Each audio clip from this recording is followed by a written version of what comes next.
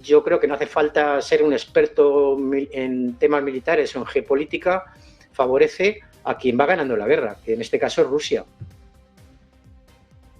Bueno, pues pendientes de esta guerra en Ucrania, uno de los puntos más importantes, de hecho ya lo estáis analizando, lo estáis destacando vosotros, es bueno, pues lo que se están jugando los líderes occidentales. Vamos a mirar a uno de ellos, y seguramente uno de los que más tiempo lleva en el cargo, Emmanuel Macron. Iba a decir es su momento más complicado, ya no se sabe realmente cuál es el momento más complicado para Macron, pero bueno, esta crisis política que no cesa en Francia, este ultimátum que daba Le Cornu hasta el próximo miércoles, y la sensación de lo que estamos hablando, Juan Antonio, de que los líderes europeos se están jugando mucho en esta guerra en Ucrania. Vamos a destacar a Macron, pero qué decir de Starmer. El Partido Laborista no quiere que se presente a las próximas elecciones. Si no me equivoco, tiene el peor rating, la peor valoración de nunca de un primer ministro en Reino Unido. Qué decir de Merz, que lleva poco en el cargo, pero también estaba afrontando muchas críticas. Ni siquiera vamos a comentar a Pedro Sánchez. Juan Antonio, ¿cuánto se está jugando Europa en este conflicto? No. Y sobre todo, quiero ver qué piensas de Emmanuel Macron, ¿no?, en una nueva crisis abierta en su gobierno. Sin duda lo has dicho perfectamente. Solo un detalle que se me ha olvidado antes. El problema grave de los Tomahawk es que tienen que ser, para ser lanzados, tienen que ser bajo control satelital y de las armas norteamericanas. Implicaría una acción directa de Estados Unidos en la guerra. Este es el gran problema. Por eso es tan sensible el tema del Tomahawk. Dicho esto, lo que ocurre en Francia no es más que un síntoma de lo que ocurre prácticamente en toda Europa. Lo ha señalado antes Paco, lo has señalado tú en la introducción. Y bueno, pues están ligando su futuro, ya no el futuro de los gobiernos solo. Yo creo que incluso el futuro de la propia Unión Europea se está ligando a la extensión de este conflicto. ¿Por qué? Porque ellos saben que tienen que tomar una serie de medidas, dada la crisis estructural que se sufre, tienen que tomar una serie de medidas que son muy impopulares. Y la única forma de hacerlas tragar a las poblaciones europeas es bajo una amenaza exterior. Es decir, introduciendo un miedo paralizante en la población para que admita lo que de otra forma sería inadmisible, ¿no? Y entonces ese miedo pues, se introduce por la amenaza rusa. Ya se ha hecho mención a toda esta carnavalada de los drones, es decir, se ha llegado a puntos realmente absurdos y ridículos, como por ejemplo que se paralice en una misma noche 2 veces el aeropuerto de Múnich por la presencia de unos drones que nadie es capaz de derribar, nadie es capaz de determinar de dónde vienen y hacia dónde van, nadie es capaz de señalar qué tipo de dron es. Por ejemplo, si fuera ruso sería un dron Gerán, no llevan luces. ¿Cómo puede haber imágenes con luces de drones? Luego no puede ser ruso, será un dron comercial, luego no puede venir desde Rusia. Es decir, todo esto es una gran gigantesca mentira para inocular un terror en la población que le haga paralizarse y que admita lo que sea inadmisible.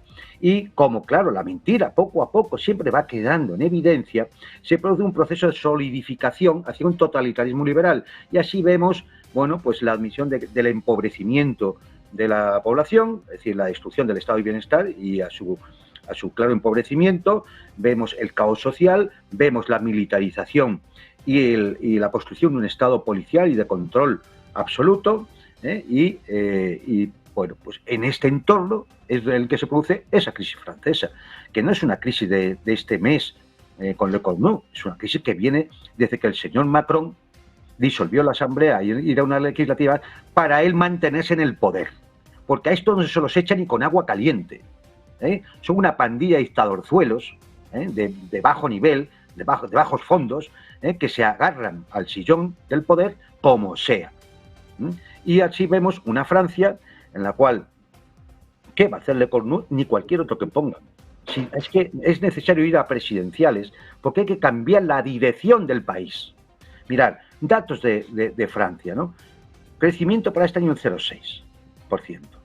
La inflación está en 1,2%, que hombre, no es mucho, pero claro, con un desempleo del 7,4%, unas finanzas hundidas, han llegado a pedir una especie de rescate raro al Fondo Monetario Internacional, un déficit público del 6%, un gasto público que se come el 58% del PIB, una deuda pública del 115% del PIB, o sea, casi más de 3,5 billones de euros, altos tipos de interés que han provocado una caída de la inversión, pérdida de competitividad. A esto, bueno, altos niveles de corrupción en la administración. Es la percepción que tienen los franceses. Ahí están las encuestas. A esto únele una baja demografía, una inmigración descontrolada, una situación de desintegración social y un bloqueo político. ¿Qué puede salir mal en esta situación? ¿Qué puede pensar Le Cornu? Es decir, que cambiando los cromitos de los ministros vamos a solucionar los temas. No, no se va a poder solucionar. El responsable de esto es el presidente de la República. Es más, es que la República ya está agotada. Es la quinta República Francesa, ya está agotada. Como está agotado el régimen alemán, como la situación en el Reino Unido es un desastre, o como otros países lo único que han hecho ha sido apuntalar la ruina.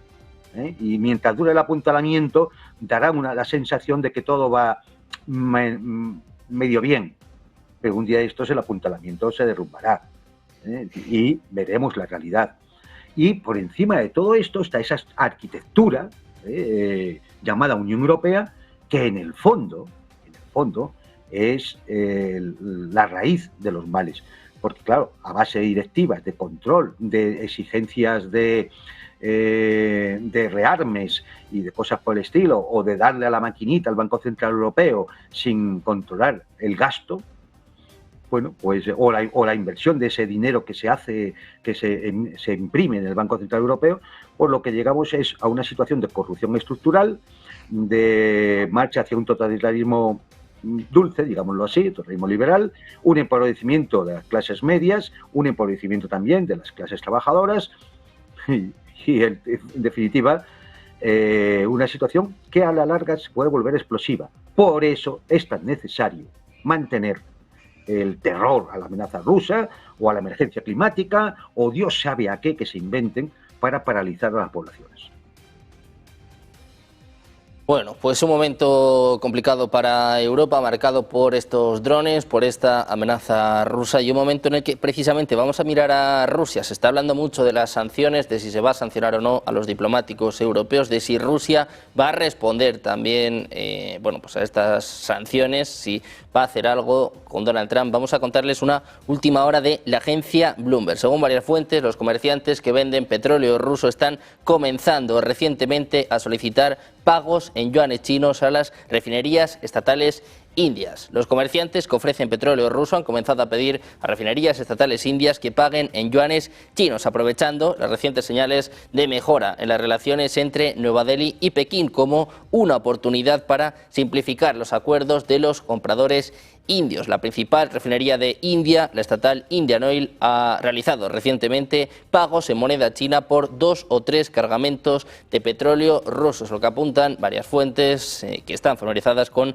estas compras de petróleo ruso de las empresas indias. Información por parte de la agencia Bloomberg habla de la jugada de Rusia en este momento de tensión de Trump, en este momento en el que bueno, pues Trump ha impuesto aranceles a prácticamente todos los países, sobre todo a los países de los BRICS, así se la devuelven Rusia e India. Muy atentos a las últimas horas, Armando, estábamos hablando de Europa, de esta hecatombe política en Francia, pero no solo eso, ¿no? De la deriva que está cogiendo la Unión Europea, sobre todo los principales líderes europeos que, hablaba yo de Merz, de Macron o de Starmer, pero es que prácticamente todos están en una situación complicada, ¿no? Hay pocos que tengan el reconocimiento de su pueblo, ¿no? De sus ciudadanos. Yo creo que Paco tiene un punto en ese sentido. Hay una crisis de legitimidad del sistema y de los gobiernos, más bien de los gobiernos que han mostrado ser ineficaces y que han buscado la distracción en el tema de la militarización y la amenaza rusa como una forma de legitimar su gobierno y de consolidarse. El caso de Francia es un caso de ejemplo, ¿no? Una falta de liderazgo como no se había visto ya en muchísimos años, ¿no? La imagen de Francia como este actor relevante, negociador, se ha perdido muchísimo como canal de comunicación también con los países árabes, y vemos la debilidad de un Macron que está haciendo estos malabares de circo pues, para mantenerse en el poder, con una crisis económica, como ya lo manejaba muy bien Juan Antonio, gravísima, con un déficit del 6%, una situación está tocando las fibras más sensibles del sistema francés, inclusive eliminar días de fiesta y ampliar los años para las pensiones, temas increíblemente sensibles para la población en general, por esta idea a veces absurda de un rápido rearmamento de Europa frente a una amenaza que presentan como inminente y real y que, en mi humilde opinión, está totalmente sobredimensionada. Lo mismo ha sucedido con Starmer en el Reino Unido, una total falta de credibilidad y legitimidad a su gestión, que lo ha llevado a impulsar todos estos temas buscando la alianza con Estados Unidos y empujando a Estados Unidos a este conflicto que puede escalar y tiene un riesgo de escalar y volverse más complejo. El tema de los BRICS pues ya era esperado, las sanciones ya se habían dado, incluyendo las tarifas precisamente por estas transacciones económicas. Recordemos que lo que le da el poder hegemónico a Estados Unidos es el poder de su moneda, del dólar, con más del 69% de las reservas globales y como el 80% de las transacciones internacionales, tanto en comercio como en inversión, y que obviamente al salirse de ese marco, de ese sistema monetario internacional, pues le afecta directamente al posicionamiento y al valor del dólar. Entonces, esta es una guerra más geoeconómica, pero que también es muy relevante. Nada más como punto, recordarles que en la época del conflicto de la Guerra Fría, Rusia llegó a representar casi el 70% de la economía norteamericana, hoy representa como el 7% solamente. Y eso se ha debido mucho a las políticas de Estados Unidos y del mundo occidental que han alejado a Rusia de ese sistema económico y monetario internacional.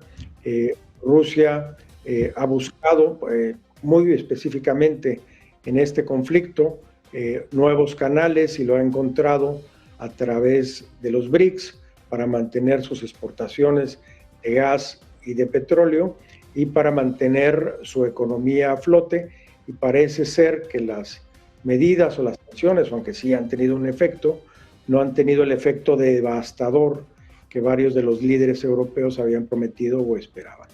Entonces, definitivamente, el rearmar Europa, el escalar el conflicto, esta guerra de retóricas para legitimar a gobiernos que han sido claramente incompetentes, pues es una receta muy peligrosa que nos puede hacer que se escale a conflictos de carácter geopolítico y militar que pueden tener graves repercusiones para Europa y para el resto del mundo. Bueno, pues en este momento de tensión en Europa, también en Francia, les contamos que mañana está programada una audiencia en la mesa de la Asamblea Nacional Francesa para estudiar la propuesta para destituir a Emmanuel Macron. Es la última hora de la que está informando ahora mismo el partido Francia Insubordinada en su página de Facebook. Esta propuesta, firmada por 104 diputados, va a ser estudiada mañana en la Asamblea Nacional. Un momento, bueno, catatónico, un momento malísimo para Macron. Te quiero preguntar por esto, Paco, ¿qué te parece esta crisis en Francia y cómo se está extendiendo al resto de Europa? Sí, previsible. Y además, bueno, de hecho, ayer hubo elecciones en la República Checa y ¿quién las ha perdido?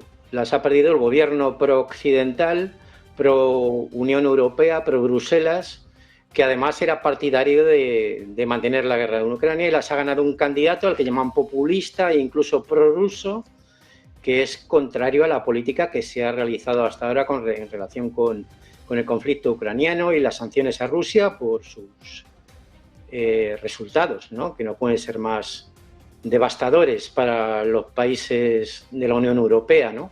Es decir, que allá donde no pueden amañar las elecciones, como ha sido el caso de Rumanía, Moldavia, pierden una detrás de otra. Y ya se ha dicho, tanto Merz como Starmer como Macron, los líderes de los 3 principales países europeos, están con una popularidad bajo mínimos. En el caso de Macron, si hubiera mañana elecciones, no es que fuera el segundo candidato más votado, es que no creo ni que llegara a ser ni el tercero ni el cuarto, ¿eh? Y además el problema de Macron es que, bueno, si bien Francia es una república presidencialista, no es como el sistema parlamentario español, donde el gobierno es elegido por el Congreso, es una república presidencialista donde es el presidente el que nombra primer ministro y decide quién gobierna. Pero claro, aquí hay un pequeño problema. Macron no cuenta, no es que no cuente con el apoyo de la mayoría de la población francesa, ¿no? No llega ni al 15%, según los sondeos, uno detrás de otro que se han ido haciendo, ¿no? De apoyos del pueblo, sino que además no cuenta ni por asomo con apoyos dentro de la Asamblea Nacional.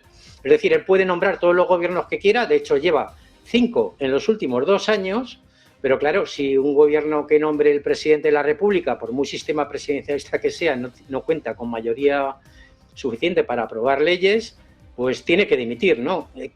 Un caso aparte es el de Sánchez, ¿no? Al que le da igual no tener mayoría parlamentaria, ni siquiera para aprobar presupuestos, pero no dimite, ¿no? Pero bueno, en el caso de Macron estamos hablando ya 5 gobiernos en 2 años, una crisis política, como se ha dicho, profunda del sistema, de la Quinta República, y además en este último caso ya de Le Cornu, estamos hablando de un gobierno que ha durado 15 horas, ¿eh? Ya están batiendo sus propios récords, ¿eh? En la época de Mitterrand, en la última etapa, hubo gobiernos que llamaron de cohabitación, ¿eh? En unas legislativas, los partidos que apoyaban al presidente Mitterrand, el Partido Socialista y el Partido Comunista, no tuvieron mayoría en la Asamblea Nacional, pero bueno, se formó un gobierno de gaullistas o republicanos con Mitterrand de presidente, lo llamaron cohabitación. Pero claro, ese gobierno tenía mayoría suficiente para aprobar y votar leyes, aunque el presidente no fuera de su cuerda, ¿no? Pero es que en el caso de Macron, además, los propios que le apoyaban, para no verse arrastrados en su caída, están echando pestes del propio Macron, ¿no? Empezando por los republicanos. Y luego, claro, a Macron le ha favorecido también otro factor que poco analizado, ¿no? Que es el asunto del mal llamado Nuevo Frente Popular en las pasadas legislativas, ¿no? Que pretendía ser la alternativa a Macron y que al final solo sirvió para que los candidatos macronistas que no tenían votos suficientes en la primera vuelta fueran elegidos en la segunda. Es decir, que le salvaron la vida a Macron, ¿no? De alguna forma. Y por otra parte, algunos dijimos que ese Nuevo Frente Popular nacía muerto, entre otras cosas por lo que estamos viendo ahora, ¿no?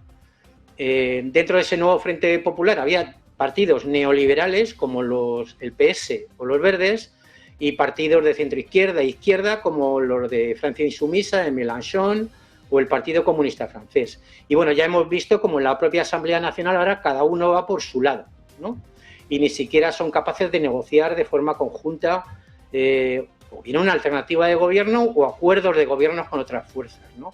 Es decir, el sistema político de la francesa ahora mismo está bloqueado y no hay otra salida real que convocar unas elecciones, la dimisión del presidente de la República y convocar unas nuevas elecciones presidenciales, porque si no lo que va a pasar, ya lo estamos viendo, ¿no? En las últimas semanas, ¿eh? Han vuelto las huelgas y las movilizaciones obreras a Francia y la situación económica ya se ha dicho cuál es y no me voy a repetir, ¿no? Es desastrosa, ¿no? Y eso revierte, bueno, en que la mayoría social de Francia pues está perdiendo a pasos agigantados nivel de vida y están desmantelando el estado del bienestar o el estado social, los últimos restos de estado social. Y recordemos además la historia de Francia. Francia es un país en Europa que se sitúa siempre a la vanguardia en la respuesta política, ¿no? Lo ha demostrado a lo largo de la historia desde la Revolución Francesa, la gran revolución del siglo XVIII. Y bueno, pues podemos ver cómo la inestabilidad política en Francia se traduzca en un estallido social. Si no toman medidas desde eso que llaman clase política, que a mí no me gusta el término, para regenerar o intentar reencauzar la política parlamentaria francesa, que está ahora mismo en un callejón sin salida. Bueno, pues callejón sin salida para Francia, para Macron, también para Europa, con esta tensión con Rusia que sigue increciendo y que, bueno, ya veremos si va adelante o no con estos misiles Tomahawk. Muchísimas gracias a los tres por estar con nosotros, Juan Antonio, Paco, Armando, muchísimas gracias por estar por aquí. Buena tarde. Hasta pronto.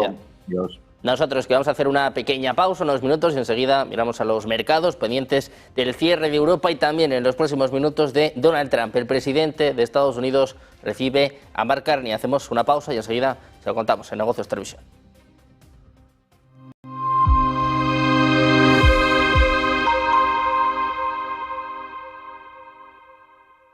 La tranquilidad no llega mágicamente. La tranquilidad se trabaja. En un mundo cada vez más inseguro, tus ahorros necesitan un refugio real.